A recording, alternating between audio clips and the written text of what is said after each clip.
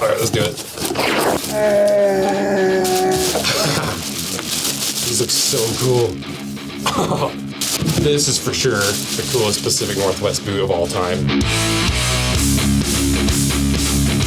So I bought this Apple cell phone case when I got my cell phone last year. So it's been like a year since I've had this thing, and it failed so miserably, and it was not cheap.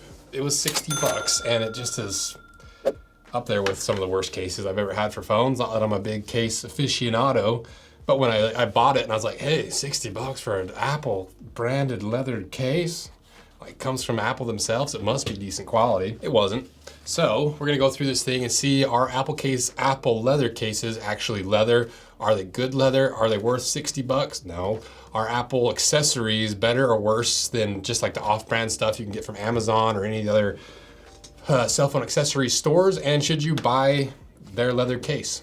No, probably not. But I don't know, some of you guys might like this. Obviously I'm like a leather snob to some degree. It's kind of what we do, and we're pretty critical with leather because so many brands and so many companies get away with just the ignorance of most people's understanding of leather.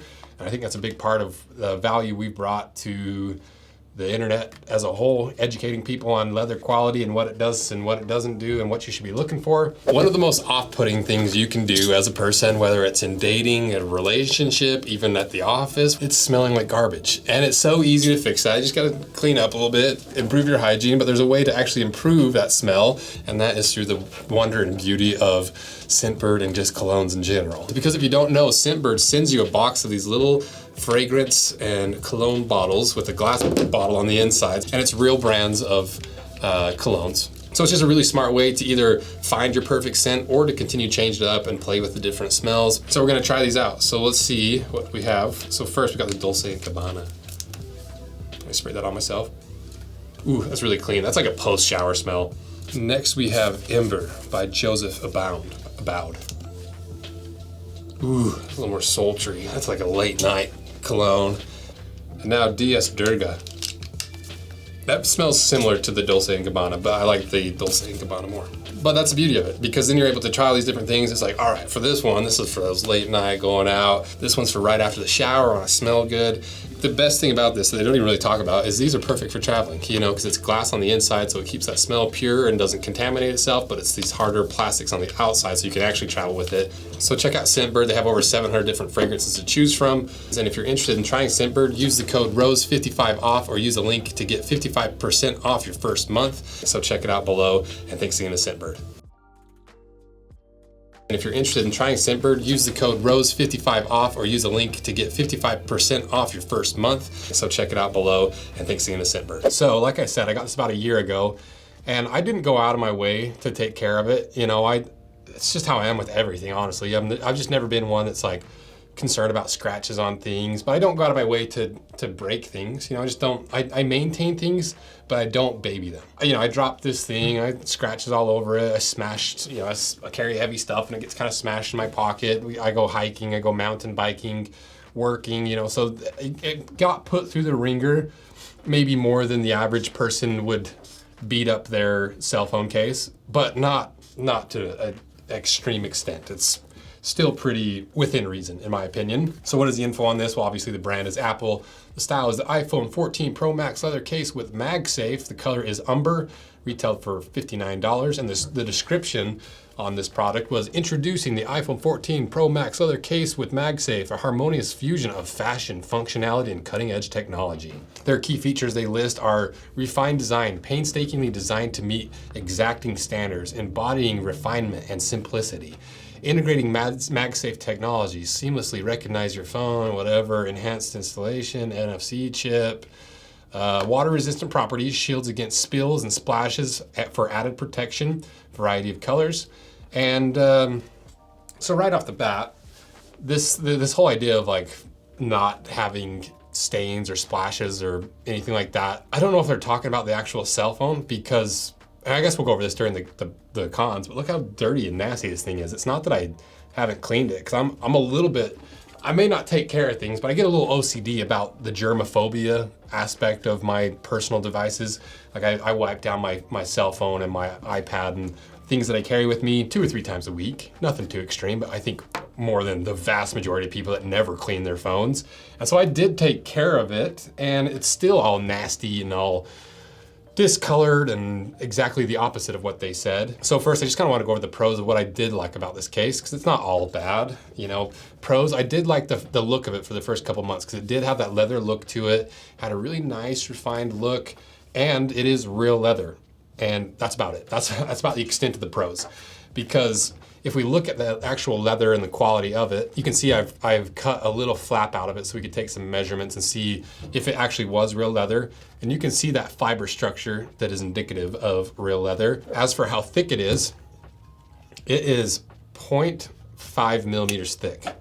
And that's not the true thickness of the leather, because it's not a true grain leather, at least from what I can tell, because I'm pretty sure this top coat, this umber color, is not the grain that you see in the cross section of leather. Because if you didn't know, when you look at the leather cross section, the higher up you are in the cross section, the further out you are on the animal, to the point where on the outer part of the skin is at the top. And that is a really smooth, really tight grain pattern that's really strong, and it holds all the loose fibers underneath of that grain structure together. It's kind of the glue that holds all the loose suede fibers together. That's why when you have a suede pair of shoes or a cheap suede anything, you can sometimes just rip it apart, because all those loose fibers just can come unraveled unless you have a tight grain pattern on top that prevents those fibers from separating. But the thing is, those bigger fibers are stronger than that grain pattern. And so that's why grain leather is so important for high quality goods, because you get the strength of that grain pattern that holds all the strength of the bigger suede fibers together. So it works in tandem to make a really strong material that evolution developed over millions and millions of years. And so when you have a human-made synthetic plastic or polyurethane coating on top of a suede leather, it doesn't perform in the same way, because it's just like a layer on top. It's not integrated in, it doesn't weave in, it doesn't have the same properties of a real grain. So what happens is when you start wearing off that top layer of plastic or polyurethane, you just get to that really cheap suede leather, and you can see all this discoloring. All that is the wearing off of that top coat, and you get to the real leather. The real leather absorbs all your sweat, all your dirt, all your grime. And even though I've cleaned it, you can see it's clearly discolored all the way through, especially around the edges. Any high wear spots, that top layer is worn off, and now it's severely discolored. And I've only had this for a year, and it's, $60 isn't crazy, but it is a lot. The case I have on my phone right now is like a $10 Amazon silicone case. And anytime I've had one of those cases, it lasted way longer than this.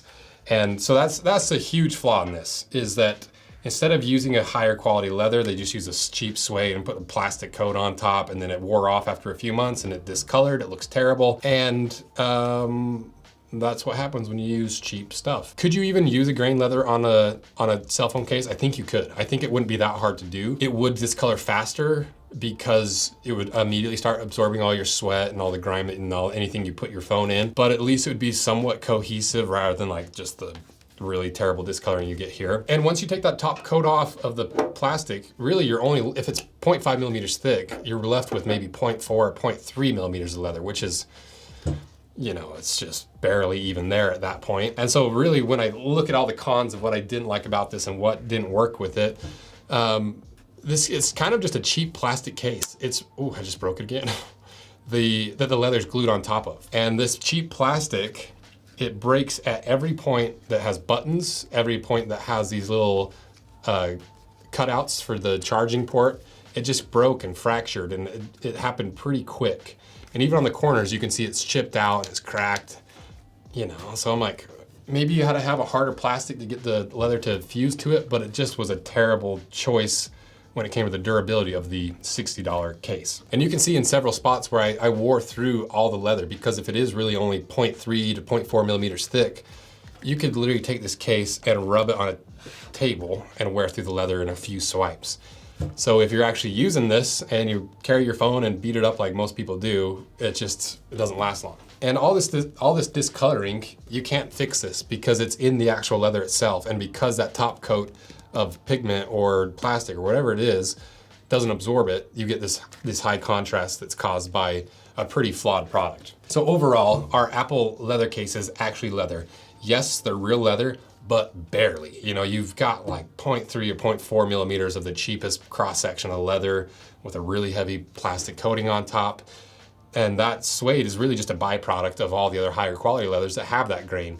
And so, you know, and Apple, you know, it's a reputable company. They make some of the best computers and cell phones in the world. I have my own beefs against Apple, like the copy and paste BS that you can't copy and paste on like Instagram. And there's so many things that I dislike about Apple. So when I buy their $60 leather case, it just makes me like them even less. You know, even we have Apple computers for all the editors, and I just don't like them. And especially after like spending 60 bucks on a case and a year later, it's complete garbage.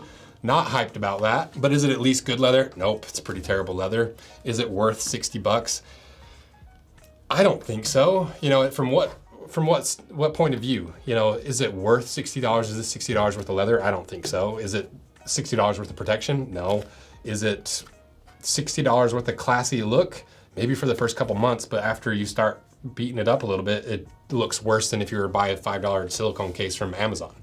And from a durability standpoint, it's also terrible. You know, it's cracked and it's split in basically every possible way you can. From a value standpoint, it's terrible, and an aesthetic standpoint, it's terrible. So are Apple accessories better or worse than the off brands or the Amazon brands? From this, it makes me think they are. It's a pretty terrible case, and it's a lot of money, and it's that thing that they push. So to me, it seems worse than even cheap Amazon cases because of how brittle the plastic is and how fast it wore out. So should you buy their leather cases? I would say no. I would avoid these at all costs, especially for the price. You're better off buying a cheap silicone case or maybe some of the other off-brand cases that are actually leather. And it's a pretty quick video, you know, pretty straight to the point. And if you guys want to see a comparison of some other brands and their leather cases to see if we can actually find a decent leather case for your cell phone, I would be interested in doing a big comparison, buying like 4 or 5 of the top leather cases to see if there is any decent cases out there. So support this video, check out all the other videos that we do, and let me know what case brands you want me to cover if we do a video on that, because it's all dependent on if this video does well. So if this video gets like 100 views, probably won't do it. But if it gets a lot of views and there's a lot of interest in it, we'll probably put it on the main channel and do a full length video on it with all the research and really dig into it to find a decent leather case. If there is an actual decent leather case, because some of it might be that's just, it needs to be so thin, it needs to be these parameters to work within for a case might not be feasible to have a really nice leather case. But that's kind of what I want to figure out. So support this video, let me know what you guys think, and thank you guys for supporting all these videos. They're fun to do, just allowing us to kind of get into some odd corners of leatherworking and some of the accessories industry. It's fun to do, and I'd like to start looking at like watch bands, you know, all the other leather accessories as we continue to grow this business and this channel. So thank you guys for all your support. See ya.